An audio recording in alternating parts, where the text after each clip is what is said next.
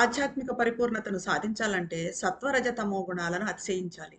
తమస్సును అధిగమించాలంటే మన నుండి జడత్వాన్ని, అజ్ఞానాన్ని, అసామర్థ్యతను దూరం చేయాలి. ఇవి పరిపూర్ణత మూలకాలు కాదు. ఇది కేవలం ప్రకృతి ద్వారా అంటే రజోగుణ సహాయంతోనే చేయగలుగుతాం. రజోగుణం అంటే పనులు ఉత్సాహంగా చేయటం, జ్ఞానం పెంచుకోవటం, మనలో సామర్థ్యాన్ని పెంచుకోవటం. ఇలాంటి చర్యలతో రజోశక్తి మనలో ఎక్కువగా పనిచేసి తమస్సును దూరం చేస్తుంది.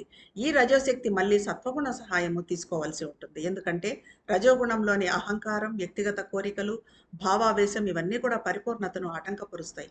వీటిని సత్వగుణ శక్తితో మనల్ని మనం ఇంకా జ్ఞానవంతం చేసుకోవటంతో అధిగమించాలి. అలాగే సత్వగుణం కూడా రజోగుణ సహాయంతోనే పని చేయగలుగుతుంది. ఎందుకంటే సత్వగుణం ఒక్కటి ఉంటే సరిపోదు. ఇది తనంతట తాను ప్రకృతిలో పని చేయదు. ఈ రకంగా ఒకదాని సహాయం ఒకటికి తీసుకుంటూ ఒక్కొక్క దాన్ని అధిగమించుకుంటూ పరిపూర్ణతను సిద్ధింపజేసుకోవాలి.